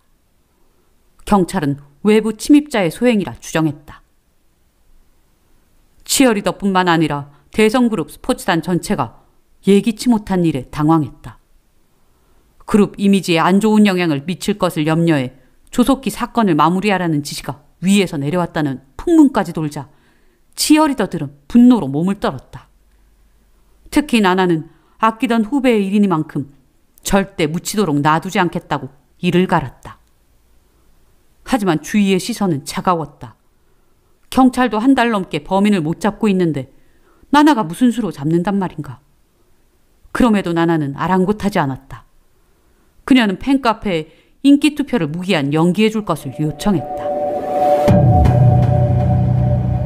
시간이 흘러도 경찰 수사에 진척이 없자 나나 또한 고민에 빠졌다. 왜 1등만 사고가 났지? 그것도 넉 달 전부터. 아무리 생각해도 고민형과 연관이 있는 것 같은데. 벌써 4번 연속이잖아. 이 정도 반복이면 이건 우연이 아니라 규칙 아니야? 일종의 패턴 말이야. 나나는 경찰에서 은퇴해 경비 일을 하는 아빠에게 이번 사건에 대해 물어봤다. 하지만 돌아온 말은 냉정한 훈계뿐이었다. 경찰도 아닌 사람이 그런데 관심 가지면 괜히 인생만 힘들어. 네 앞가림이나 잘해. 하지만 포기할 나나가 아니었다. 아끼던 후배의 일이었기에 더욱 그랬다. 분명 인기투표 1등과 연관이 있어. 이유가 뭐지? 경찰은 앞선 3명의 사고와 주은의 사건을 무관하게 여겼다. 하지만 나나의 생각은 달랐다. 고민형이 사건의 핵심 키인 게 분명해. 나나는 1등의 자리가 비면 유리해질 사람이 누굴까 고민했다. 하지만 그냥 인기 투표일 뿐이니 2등이나 3등이 덕을 볼 게 없었다. 그렇다면 혹시 안티팬의 소행? 그럴 가능성도 있다고 생각했다. 나나는 치어리더 팀의 수소문에 협박 편지를 받거나 의심스러운 일을 겪은 사람이 있는지 확인했다. 휴, 별건 없잖아. 낙담하던 나나의 귀에 첩보가 들어왔다. 나나야, 네가 조사하고 다닌다고 해서 말하는 건데. 치어리더 최고참 정선 선배가 은밀히 연습실로 나나를 불렀다. 너 배구팀 치어리더 진영이 알지? 네, 알아요. 말수 적고 얌전하네. 걔 아직도 하고 있어요? 이쪽 일이랑은 영 안 맞아 보이던데? 누가 아니래. 근데 걔네 집에 놀러 갔다가 수상한 걸 봤다는 애들이 있더라고. 나나의 눈이 번쩍 뜨였다. 그게 뭔데요? 걔네 집에 1등한테 선물로 배달되는 곰인형이랑 똑같은 게 있다던데? 걘 1등 한 적도 없는데? 근데 그런 곰인형은 어디서나 살 수 있잖아요. 그게 아니라 그 곰인형이 집안에 잔뜩 쌓여 있더래. 네? 나나는 뭔가 이상한 낌새를 느꼈다. 인기 투표하면 진영이 맨날 꼴찌했잖아. 다들 걔 덕분에 꼴찌할 일 없다고 좋아했고. 너도 알지? 나나는 결국 진영의 집에 찾아갔다. 진영의 집은 서울 변두리의 낡은 빌라였다. 진영 말로는 백수 남동생과 같이 사는 집이라고 했다. 어머, 나나 언니, 여기 웬일이세요? 나나의 얼굴을 기억하는 진영은 반갑게 그녀를 맞았다. 아니, 그냥 뭐 좀 물어볼 게 있어서. 진영은 좁은 집이라 창피하다며 나나를 집으로 들였다. 작고 오래된 집이었지만 제법 정리는 잘 되어 있었다. 그런데 거실 한편에 탑처럼 쌓인 커다란 곰인형이 그녀의 눈길을 끌었다. 너 저 곰인형 어디서 났어? 나나가 속내를 숨기며 진영에게 물었다. 아, 저거요? 어떤 팬이 보내줬어요. 팬이 보냈다고? 네가 무슨 팬이 있다고? 인기투표 꼴찌 주제에? 나나는 차마 속생각을 말로 할 수 없었다. 혹시 네가 돈 주고 산 건 아니지? 농담처럼 내뱉은 나나의 말에 진영은 피식 웃었다. 언니도 참. 저희 집 보면 몰라요? 시골 부모님한테 돈 보내랴 감옥 들락거리는 동생 뒤치다거리 하랴 집세 내기도 빠듯하다고요. 듣고 보니 그럴듯했다. 그럼 정말 이 많은 곰인형을 다 팬이 보내준 거야? 나나 언니가 여기 왜 왔는지 저 다 알아요. 평소 모습과 달리 당차게 진영이 말하자 나나는 움찔했다. 제가 인기투표 1등한 사람 해코지하지 않았나 의심돼서 찾아온 거죠? 진영이 이렇게 나오자 나나도 어쩔 수 없었다. 맞아. 너희 집에 곰인형이 많다고 하길래 늘 꼴찌하던 네가 질투를 했을 수도 있고 언제 잘릴지 모르는 불안한 처지이기도 하니까. 질투도 어느 정도 비슷한 처지라야 하지 않겠어요? 전 아예 꼴찌인데 무슨 1등을 질투해요. 내 바로 위에 있는 사람이면 몰라도. 맞는 말이었다. 그리고 인기에 연연했으면 진작 관뒀을 거예요. 아무리 인기가 없더라도 전 이 일이 좋아요. 사람들 앞에 서서 함께 좋아하는 팀을 응원하는 거 제 오랜 꿈이었어요. 나나는 괜히 머쓱한 기분이 들었다. 아빠 말대로 괜히 오지랖을 부렸나 생각까지 들었다. 그런데 저도 지피는 데가 있어요.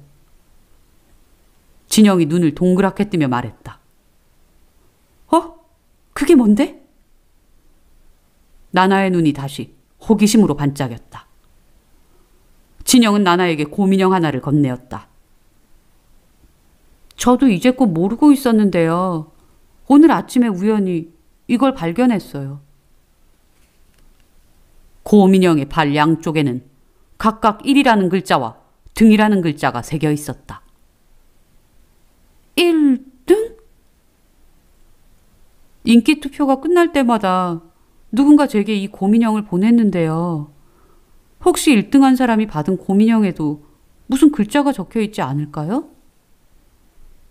일리는 말이야. 너한테 곰인형을 보낸 사람이 진짜 1등에게도 같은 인형을 보낸 거라면 분명 뭔가가 적혀 있겠지. 똑같이 1등이라고 적혀 있을지 아니면 다른 글자가 있을지 확인해 볼 필요가 있겠어. 의도적으로 사고를 일으킨 사람이라면 왠지 다른 걸 써놨을 것 같은데. 나나는 곧장 후배 주은의 집으로 향했다. 고인이 된 주은의 가족에게 양해를 구한 후 나나는 주은이 받은 곰인형을 살폈다. 이런, 맙소사!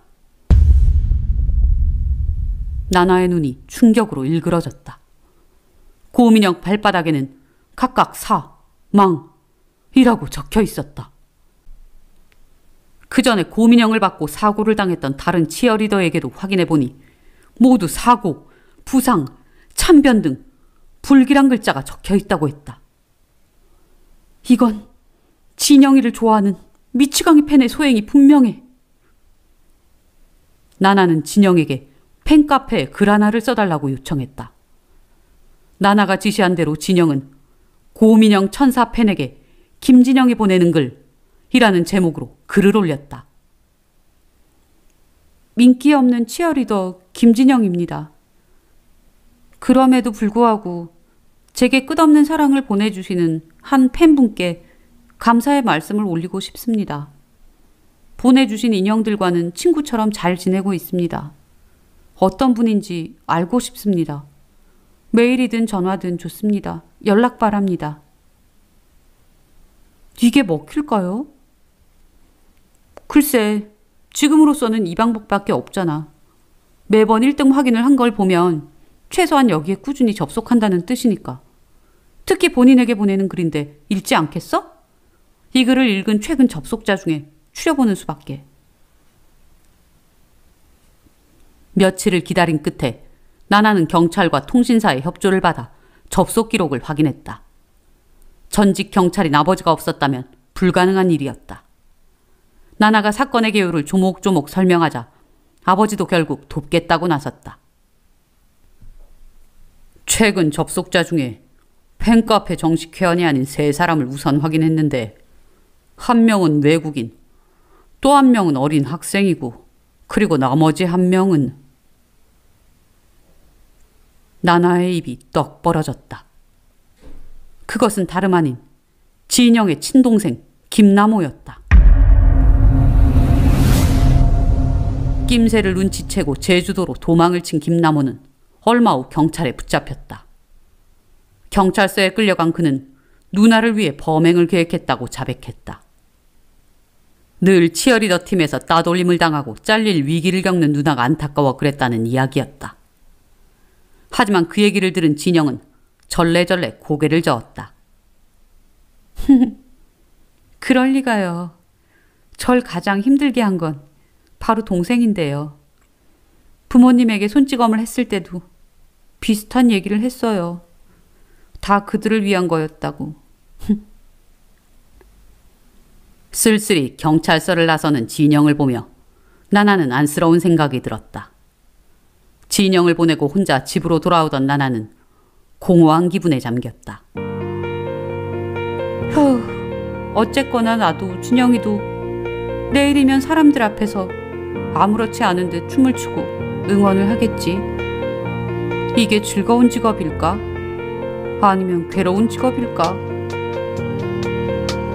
나나는 정리가 안 된 머리를 가만히 내저었다. 그녀의 뒤로 도시를 잡아먹을 듯 새빨간 노을이 물들고 있다.